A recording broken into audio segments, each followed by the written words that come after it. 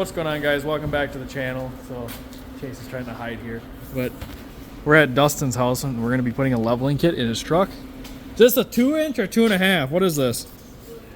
So a 2.5-inch leveling kit in his, I believe it's a 19? 21. Oh, 2021 Cummins 2500. I've never done a straight axle truck before, but these should be pretty easy. So we're gonna lift the truck up, put the frame on big jack stands, and then we'll start taking some stuff apart, which we will show you once we start taking it apart what we're doing. This isn't really a how-to. This is just showing you the process that we're doing. None of my videos are really how-tos. They're just watching me learn and things up, and yeah. So let's get to it. Okay, so the plan is we're gonna remove the sway bar link and then unbolt the shock, and then I think we're gonna leave the track bar connected because he doesn't have a new one to put on. He's got one coming, but I don't think we have to take that off. So basically just unbolt those, drop the axle down, and see what put the spacer in. So it did remove the shock, unbolted the sway bar from the frame, let it droop down, and that's it. Oh, and the brake line right there, we took the little nut out of that, the little bolt out of that, so that had enough room for slack. Truck's on jack stands and let the axle down, able to pull the axle out. We didn't have the truck up high enough, so the axle is currently all the way down, and it's not quite low enough. So we're gonna probably lift the truck up a little bit, and then we can shove the new, well, I should say the old coil spring with the spacer on top, and then put it all back together. Chase, let that jack down on that side more, all the way. All the way? Yeah.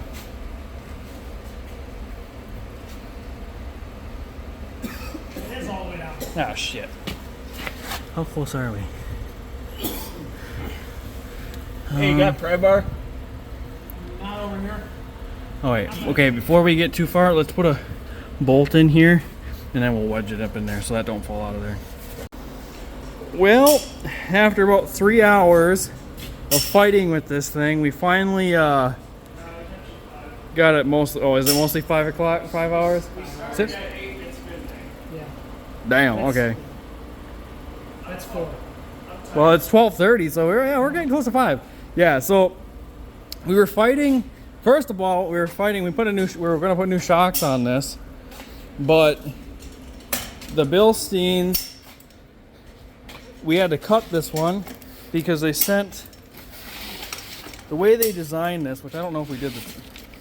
I don't know what Dustin did with the top, but basically, there's an Allen that to hold the shock. So the Allen right here that holds the shock from spinning, and they send these nuts, and you see they're crimped a little bit, basically to help lock it. They crimped the nut too tight, and you can see this is squished. So when we went and tried to tighten it, this strip, because we couldn't get the nut on or off, because it was crimped, so basically wedged it on there and we couldn't get it off. And we couldn't get the shock tight, so we couldn't leave it on there. So we ended up having to cut the brand new shock off. So we're gonna call, or Dustin's gonna call Monday and try to get a new one or get a refund. The other one I was able to get on just fine, but yeah, this one, it's fucking wedged on there. So probably a good hour with that on this side. Junk.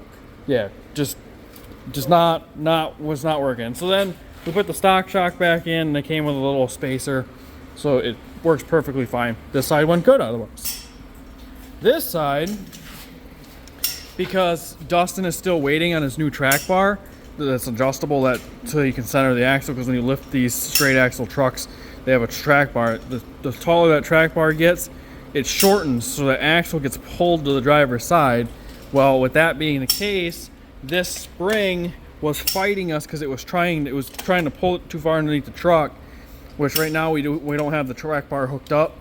So the axle's probably fairly center, but now we got finally got the spring seated where it's supposed to be, and basically we're gonna put the track bar back on now that it's got pressure on it where the spring can't go anywhere, and then that way he can drive the truck for a few days, and then once his new track bar shows up, we'll throw that in, and then that should center the axle good, and the springs won't be binding at all. And I do got to adjust the caster by that bottom bolt down there. We adjusted 2 notches, I believe, to the rear, and that kicks the axle back like this. It basically rotates the axle and flattens the axle back out, because when you drop the axle, the angle kind of does this, and you just boop, drop the caster, and then it levels it back out. So we're gonna do that yet, and then we also gotta do the track bar, put that back in, bolt that back up, and then we'll adjust the steering wheel. So yeah, I honestly thought this was gonna be like an hour ordeal. I'm gonna be honest, this was fighting us way more than the F-150 did. So yeah, straight axles aren't as easy as they look apparently. So we're gonna do that and see how it ends up. All right, Dustin's back with his truck. We just got done installing his adjustable track bar. As you can see, the new shiny piece in there.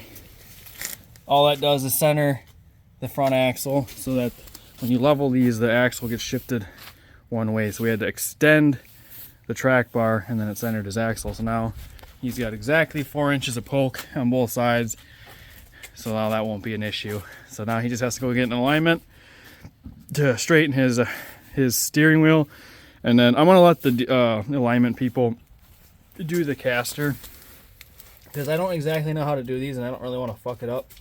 They'll be able to put it on an alignment rack and be able to dial that all in and get it all straight and sitting nice, and it'll be ready for Dustin to throw new wheels on it at some point. The other reason it kind of took so long is we did it at Dustin's shop at his farm, at their farm, and I've never been there before, so we spent a lot of time searching for tools. That's the only downfall with, you know, doing work on vehicles and a shop that you're unfamiliar with, is it took a long time to search for tools. So we probably wasted a good hour of time just looking for tools and miscellaneous stuff, where like at my house I know where everything's at, which makes it a lot easier. And then we did, like I said, we did fight with that passenger side spring more than anything. And then the shocks, he called, they're gonna warranty the shocks. He has to send pictures of the serial numbers, and then they want them destroyed, send pictures of them destroyed, and they're gonna send them 2 new ones. When they send them new ones, we're taking the frickin' nuts that they come with, we're throwing them away.